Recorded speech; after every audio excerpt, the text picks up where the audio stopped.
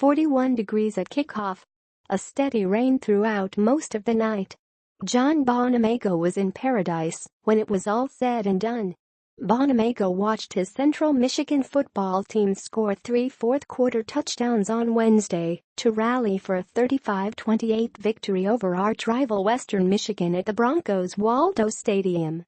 It was the first time as a coach that Bonamego, who is in his third year in charge of the Chippewa program, has led his team to victory over Western. "I'm really at a loss for words," said Bonamego, a CMU walk-on in the mid-1980s who, perhaps as much as anybody involved, appreciates what the rivalry and what beating Western means. "I think I'm emotionally spent, worn out," he said. "I just told my players, great job, I'm proud of them. I've never been more proud of a team in my life. They earned it. They went out and they showed their heart. They just laid it all out there, and I'm really proud of them for that. It's an awesome thing to see when you have a team come together like that.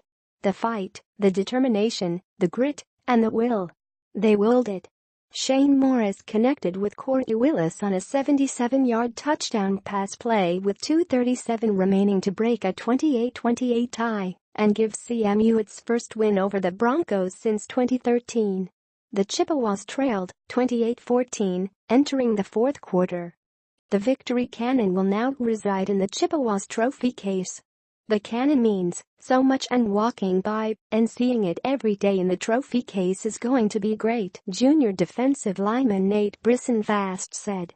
A tale of two halves. It was a classic tale of two halves as the Chippewas scratched and clawed to hold on in the first two quarters. They trailed 21-7 at the break. Western Michigan outgained the Chippewas in total yardage, 269-82, in the first half as Jarvian Franklin ran for 157 first-half yards. When the dust settled, CMU finished with the 409-357 edge in total yardage.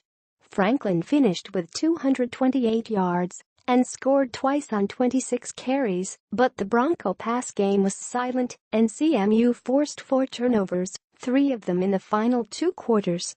Western freshman quarterback Reese Goddard, making his first start, completed 6 of 18 passes for 42 yards and was sacked 3 times. "We just kind of settled down, got used to what they were doing," said Brisson-Fast, who recorded 2 one-half sacks. "It was just about pushing back, fighting back. Instead of getting pushed back, it was push them back. It was all about bringing the fight to them, doing what Central Michigan football does." The Chippewas' fourth-quarter TDs came on a 29-yard Jonathan Ward run and 2 Shane Morris passes, a 9-yarder to Eric Cooper, and the game-winner to Willis. "I saw something I liked in the defense, so I changed the play," Morris said of the final TD pass. "Went Corey on a seam route versus a safety I knew he could beat.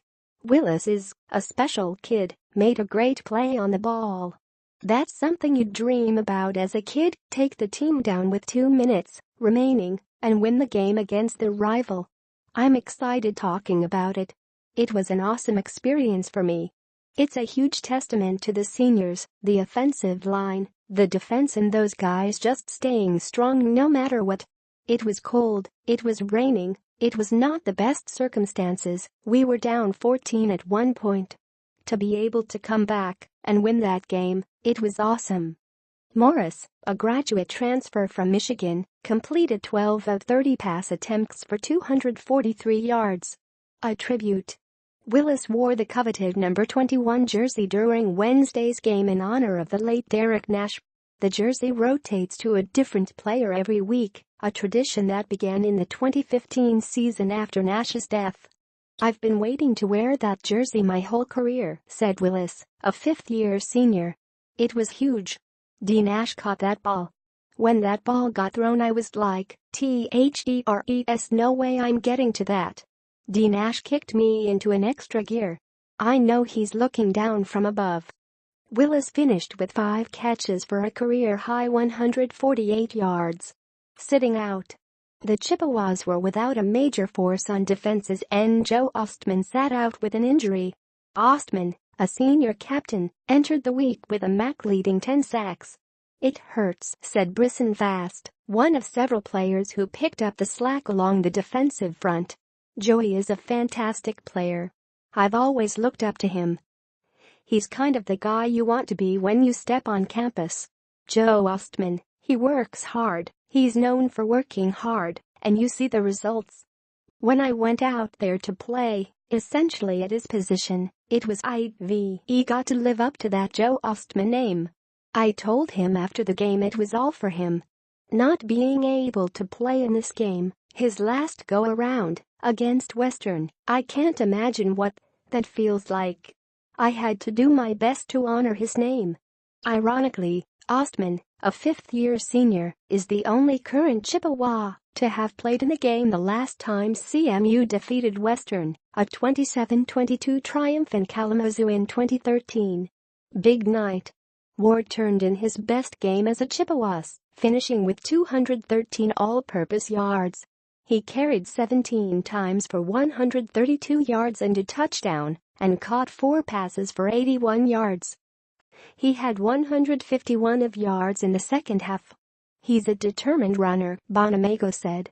"He's an unbelievable kid, a fierce competitor. He got hurt in this game a year ago, and it cost him a good portion of the rest of the season last year. He always plays with a little bit of a chip on his shoulder, which is good. He's got a little bit of an edge to him. He's a very skilled guy. Sometimes the timing finds you, and today was Jonathan's day to shine."